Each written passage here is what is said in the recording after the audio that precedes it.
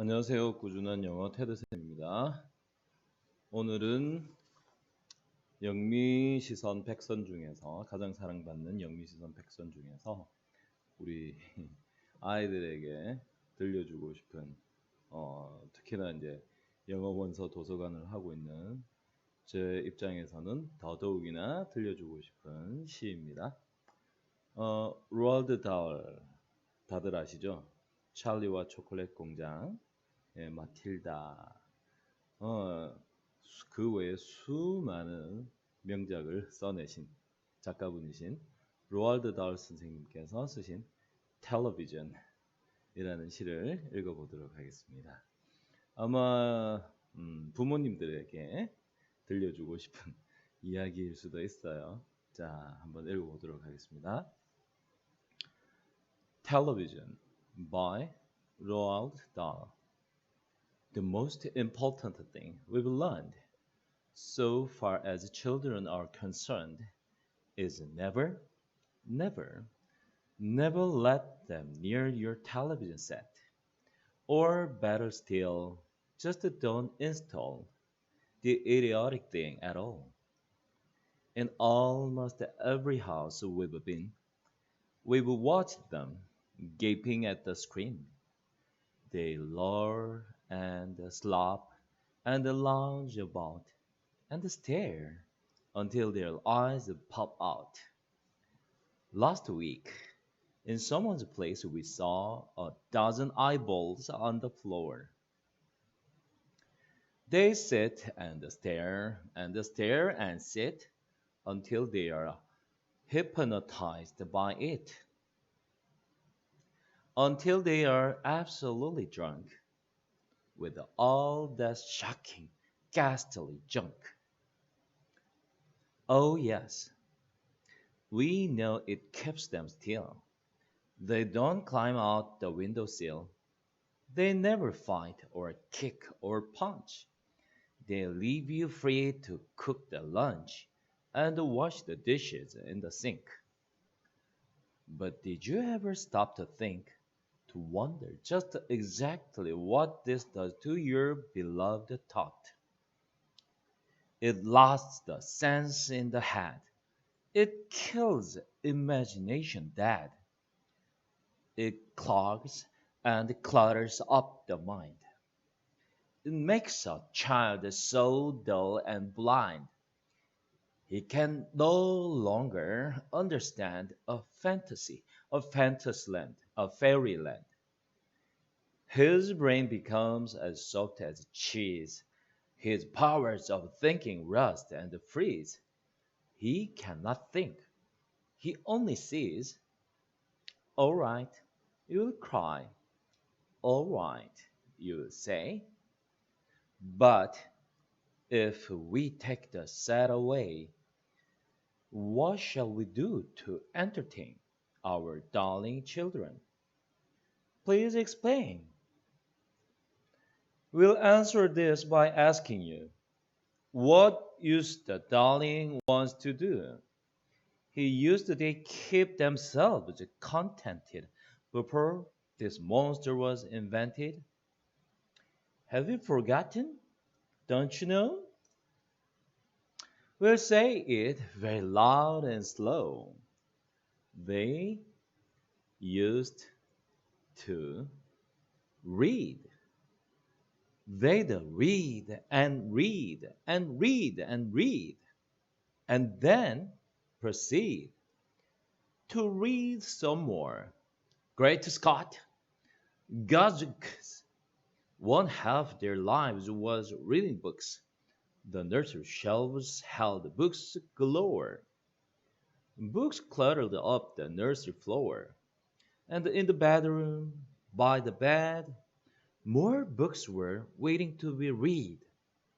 Such wondrous, fine, fantastic tales of dragons, gypsies, queens, and whales, and the treasure isles, and the distant shores, where smugglers rowed with muffled oars, and the pirates wearing purple pants, and the sailing ships and the elephants, and cannibals crunching around the pot, stalling away at something hot. It smells so good. What can it be? Good gracious, it's Penelope. The younger ones had a Beatrix Potter with a Mr. Todd, the dirty rotter, and the squirrel, Natkin, Pigling Bland, and Mrs. Tiggy Winkle, and just how the camel got his hump, and how the monkey lost his lump, and Mr. Todd, and bless my soul, there's a Mr. Rat and a Mr. Moore. Oh, books! What books they used to know! Those children living long ago.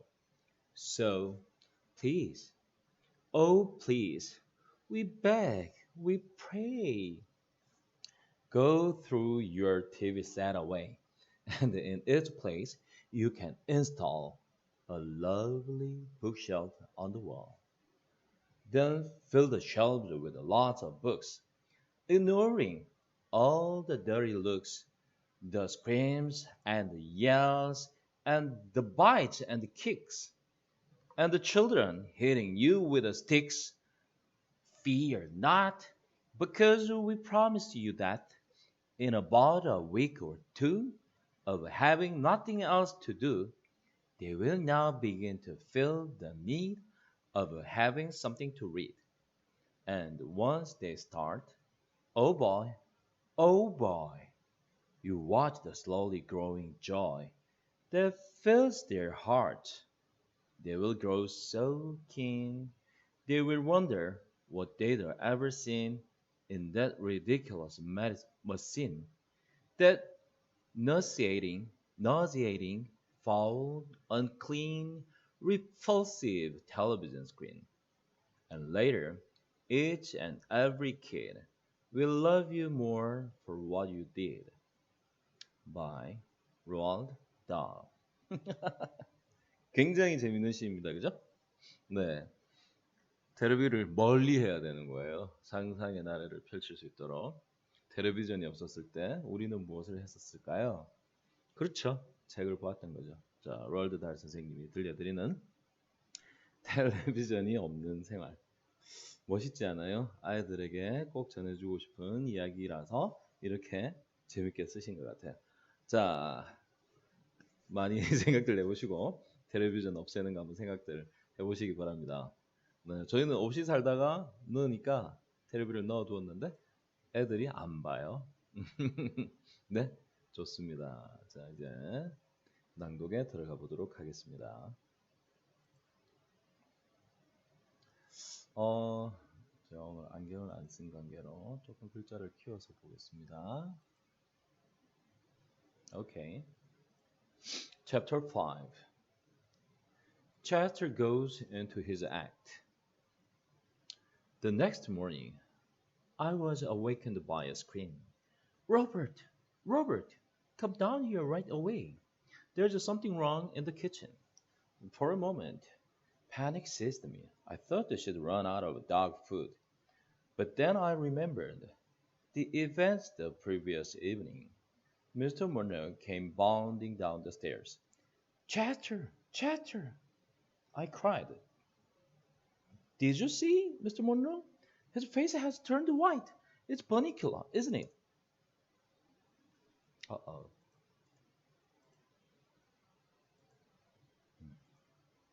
No, he said calmly.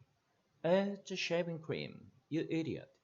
By now, the excitement in the kitchen was at a full throttle. The table was covered with Bunnicula's handiwork. There were white beans and white peas and white squash and white tomatoes and white lettuce and white zucchini. What can it mean, Robert? Mrs. Monroe was saying. I'm getting worried. One tomato is a curiosity, but this is unheard of. There must be something wrong with our refrigerator. That's it. It's it's turning all the vegetables white. But look, she said, I left these tomatoes on the windowsill. And they are white too. And this squash I left in the bowl of the table. At that moment, Pete and Toby came into the kitchen. Holy cow, what's going on? Hey, maybe it's a vegetable blight, Mom. Could that be Robert? Did you ever hear of anything like that? Well, no, actually. That is, I've heard of a blight, but nothing like this. Chat leaned my way. This will take it forever if we leave it up to them. Sometimes human beings can be so slow. I started to answer him, but he was heading for the table. What about that friend of yours in the agricultural department? Oh, Tom Cregan? Could we call him and ask him if we were doing something wrong? It's DDT, Mom, Peter interjected. I know about this stuff. It's because you buy vegetables that aren't organic. All vegetables are organic, Peter, Mrs. Murnau replied. That's not what my teacher says. See, Toby, I told you this would happen. They are using chemicals on our food. And if you're not careful, you will turn white too. Like that?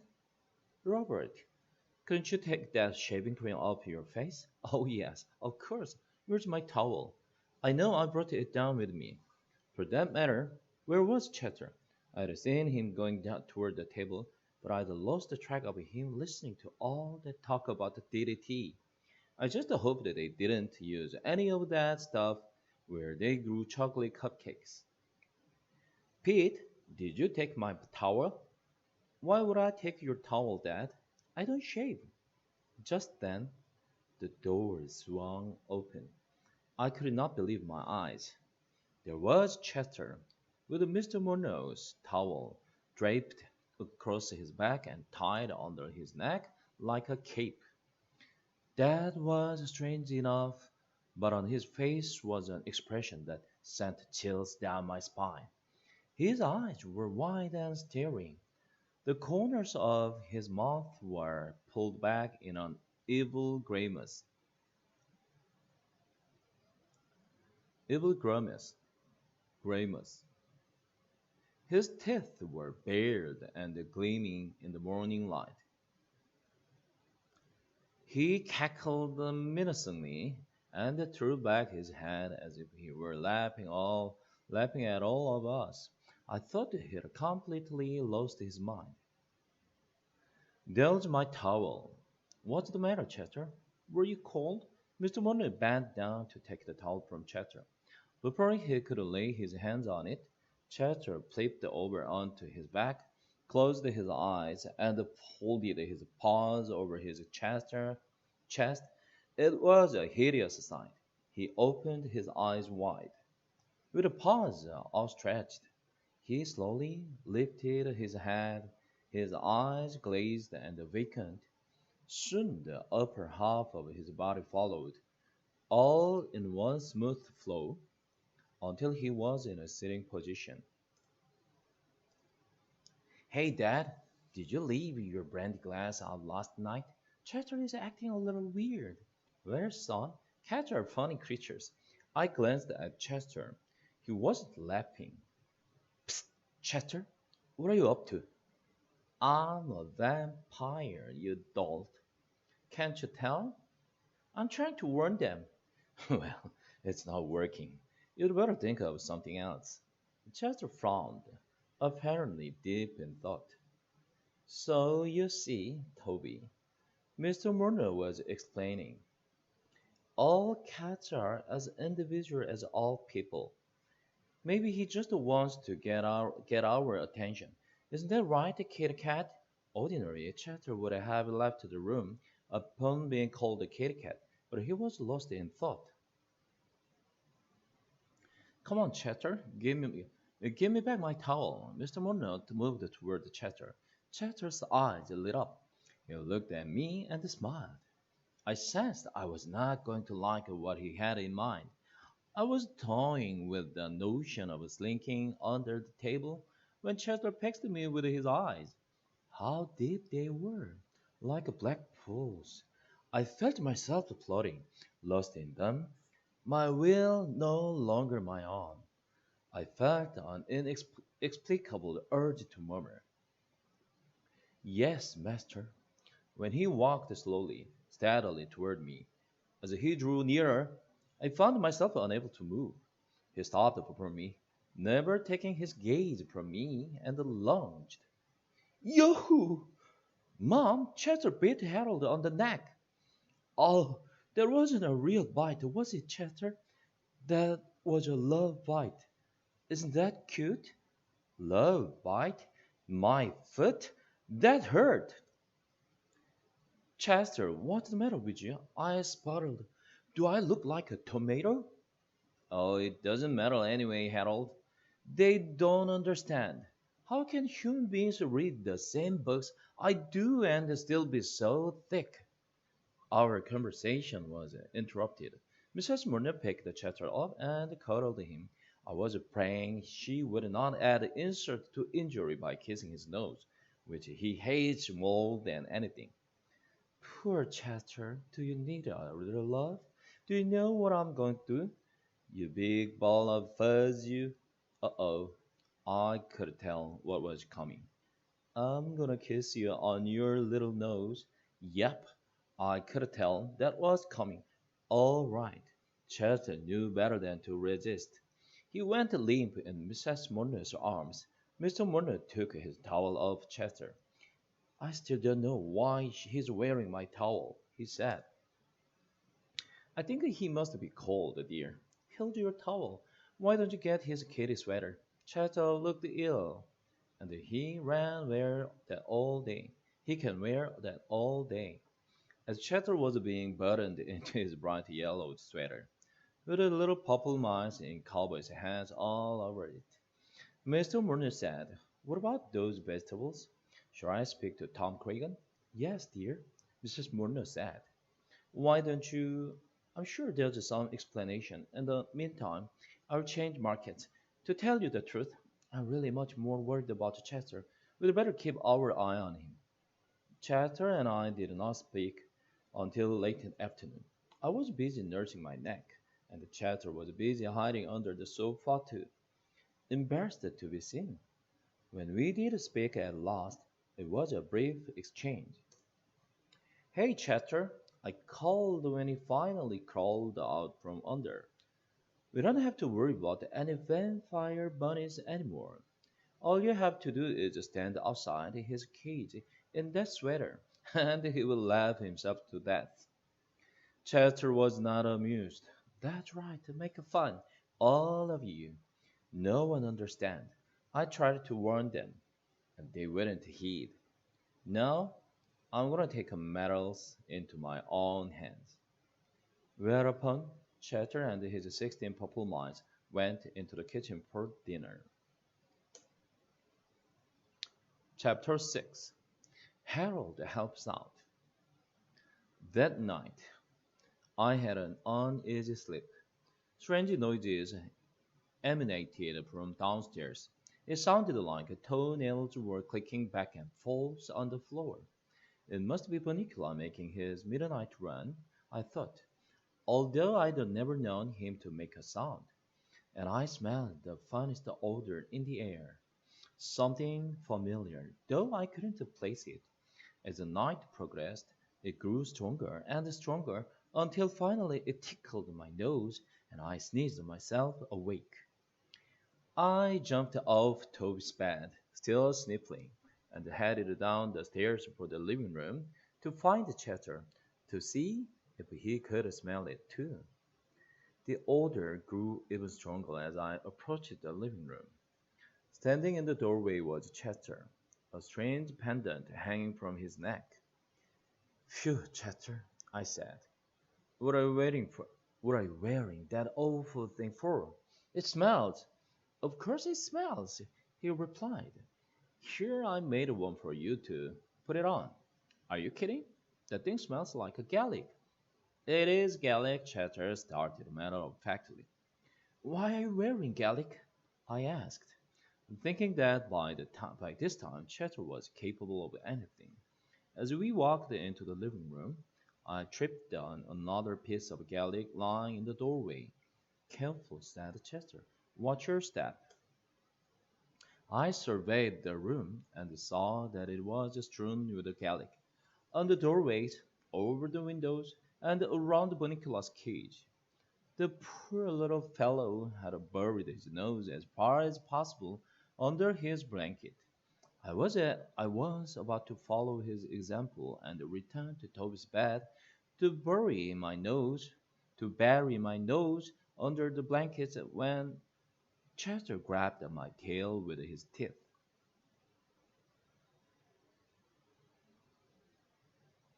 You're not leaving this room until you put this on. He grumbled at me. I think that's what he said. I wasn't sure because he had my tail in his mouth. It's not polite to talk with your mouth full, Chester. Drop the tail. Meanwhile, my eyes were beginning to water. Listen, Chester snapped at me, fortunately letting go of my tail first. The book said to use garlic. What book? I asked. The Joy of Cooking. Chester continued.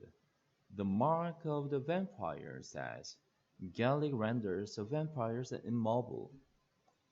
What does that mean? It means they can't go anywhere if there's garlic around. Well, I've got news for you, Chester. I can't go anywhere either. The smell is killing me. But you've got to put it on. It says so in the book. If you don't put it on, I will put it on for you. Duh, Chester, I said as my nose suddenly and involuntarily closed the leaving this roof right though, and I did. I was so sick in my stomach from the aroma that I decided to spend the early morning hours outdoors. As dawn approached, it seemed that it would be a peaceful day.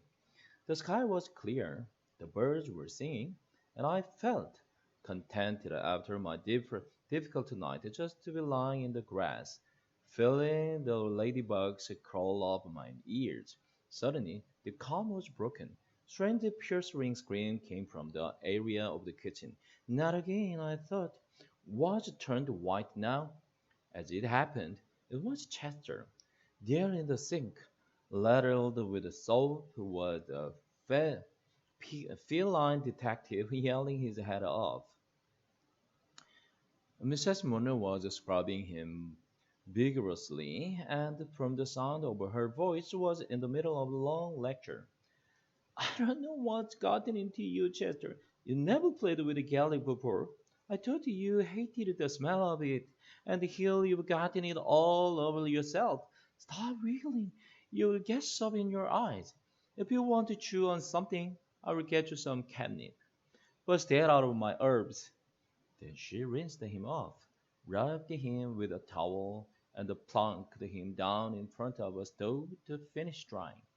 Shut the door, he hissed at me. I'm freezing. The silly woman. Doesn't she know cats don't get bath? What do you mean? I get bath all the time, I said, closing the door with my back foot. That's because you're too dumb to bathe yourself. Cats always bathe themselves. It's a rule. Everyone knows that. Well, at least it smells nice in here again. I sniffed as I settled down next to Chester by the stove. And it's all toasty warm here in the kitchen. Sure, it smells nice again, he said. But now the house isn't safe anymore. What do you mean? I asked, getting closer. I mean, it worked last night. The garlic worked. No more vegetables turned white, did they? No, but that means Bunnicula didn't get out of his cage last night. Maybe he was just tired, I said. Or maybe he was full. Don't be ridiculous, he replied. It was the garlic. He couldn't leave his cage. But tonight, he'll be free to roam again, and I've got to find a way to stop him. That is the smelly. Mr. and Mrs. Murner were hurrying in and out of the room, stepping over us late for work. Mrs. Murner yelled up to Toby. Don't forget to take the steak out of the freezer when you get home today, Toby, and leave it on the table to defrost. And this time, remember to put a plate under it. Chatter's ears perked up. Of course, he said. That's what I'll do. And he strolled past me with a knowing smile. Mrs. Murnau turned off the stove and left the room. It was too much for me to figure out, so I went to sleep on the nice warm kitchen floor. I was awakened by a bite on the ear. Chatter was sitting by me, looking very impatient. Boy, nothing wakes you up, he said. I've been yelling and poking at you for 10 minutes. I was dreaming, I answered defensively. About a place where there weren't any cats around to bother nice dogs and wake them up when they needed their rest. You can finish sleeping later, he said crisply. Right now, you have to help me. Do what? I asked. Get Bunnicula out of the cage. I sprang back. Get him out of the cage? I thought that was what you didn't want. I thought you said he was dangerous. What if he attacks me? Aren't you ashamed? Chatter replied. Afraid of a harmless little bunny? Harmless? I thought you said he was a threat to this house and everyone in it. Isn't that what you said? Isn't that what we've been talking about all this time? He's a threat. He's a treat. He is a treat, but only at night. During the day, he's just a very sleepy rabbit, and that's why we have to do it. We have to do it right. That's why we have to do it now, while the sun is still up. Follow me, he said. There isn't much time. Toby stayed down here forever, and the others will be home soon, boy. You must have been tired, Harold. You slept through lunch. I followed the Chester into the living room. My heart was pounding as he unlocked the cage door with his paw. It looked as if he'd had years of experience opening locks. The door swung open. Bunnicula was sleeping peacefully. He did, however, look a little green around the gills, probably from the galley. I was just wondering how a rabbit could have gills when Chester said, Okay, Harold, do your stuff while I get what I need from the kitchen. Well, what do you want me to do? I can't read your mind. Get him out of the cage and onto the floor, and I'll be right back. Chester said, What? What? What? I verbalized. How am I supposed to do that? Use your head, he answered. And he was gone looking at the cage. I realized that was precisely what I would have to do. Until this moment, I had never had to face the possibility of actual physical contact with a real live rabbit. I looked up at my chore reluctantly. I seemed to recall my grandfather telling me that one picked a rabbit up by its neck with one's teeth. This I attempted, though the very idea sent my stomach churning. I squeezed my head through the tiny door and gently placed my teeth around the skin of the bunny's neck. To avoid any suggestion of violence, I've never been one for the sport of hunting. I preferred to think of myself as the creature's mother, carrying it off to safety. Unfortunately, I couldn't carry it anywhere, for once my head was in the cage, it wouldn't come out again. I could go neither forward nor backward. At that moment, the Chatter appeared at the door, carrying in his mouth what looked every bit like a nice big juicy raw raw steak. My eyes popped and my teeth dropped Bunnicula. My mouth opened and I began to drool. After all, I had missed the lunch. Chester, what are you doing with that steak? Haven't you gotten him out of there yet? I can't get either of us out of there. Out of here, my head is stuck. Oh, Harold, sometimes I despair. Here, I will get you both out. I should have done everything myself. He came over, dropped the stake just a few feet away from me, and climbed up on my shoulders. You pull your head out while I push against the cage. Who gets the stake? I asked. Don't worry about the stake, Harold. Just pull. I would have more motivation if I knew who is get the stake. Chester ignored me. I pulled. He pushed. I felt something go pop. We all fell in a jumble. Chester, the cage, Bunnicula, and me. When I looked around, Bunnicula was lying next to me, still sound asleep. There you are, I said. We got him out. Now let's eat. No dice, Chester said. Just read this to me so I'll be sure I'm doing it right. And he handed me a book. That book again. Start at the top of the page. Chester said as he picked up the stake.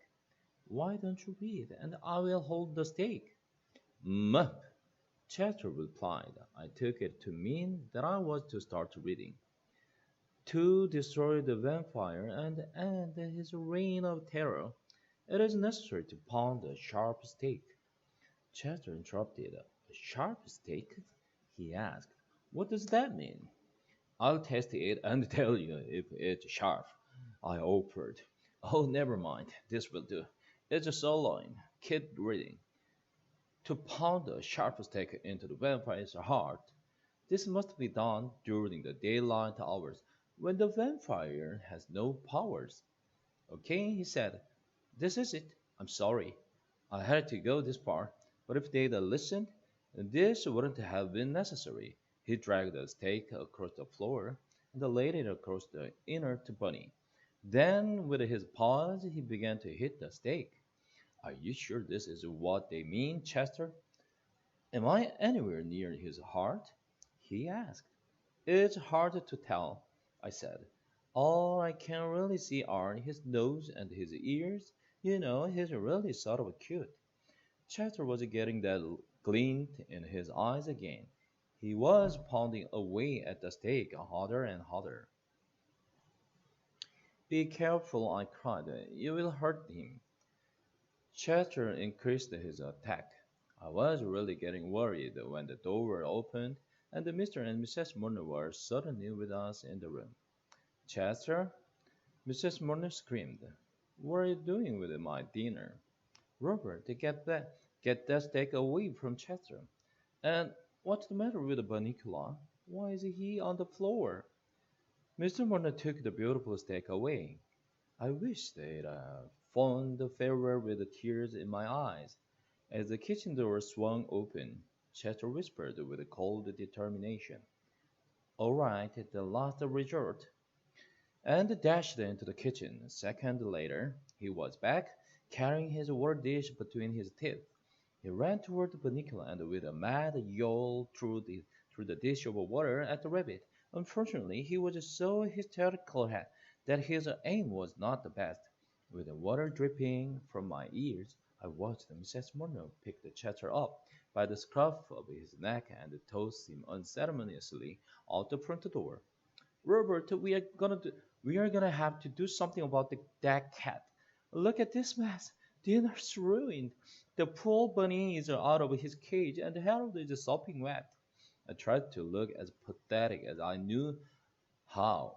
Oh, poor Harold. Mrs. Murner cooed as she dried me off. You've had a rough day. You and Bunnicula. I don't know what's the matter with your friend, but unless he learns how to behave, he will just have to spend the night outside. Mr. Monroe, meanwhile, had restored, restored, restored Bunnicula to his cage and the cage to the windowsill. I couldn't believe it when I saw that Miss Bunnicula was still asleep. And Mr. Monroe said, "The steak is ruined. Why don't we let Harold have it? He deserved a treat anyway, don't you, old boy?" I panted appropriately. After my delicious dinner, I turned my attention to the book still lying open on the floor. Another method of destroying the vampire is to immerse the body in water. The body will then shrivel and disappear, as the vampire emits one last scream of terror. Whoa, I thought. So that's what he was trying to do. Thank goodness he missed. I had no regrets about missing a scene like that. Poor Bunnicula. I looked over toward the cage, and there on the other side of the window was a pathetic tabby face looking in. His little nose was pressed against the window. I couldn't hear him, but from the movement of his lips, I could see he was very unhappy. Poor Chester. As for me, Mrs. Murner spent the evening petting me, and the family chatted with me all night long. And, of course, I'd had my yummy steak dinner, so it wasn't such a bad day after all. Except that now my steak was all gone. Poor Harold. 음, 예, 오늘은 여기까지 하도록 하겠습니다.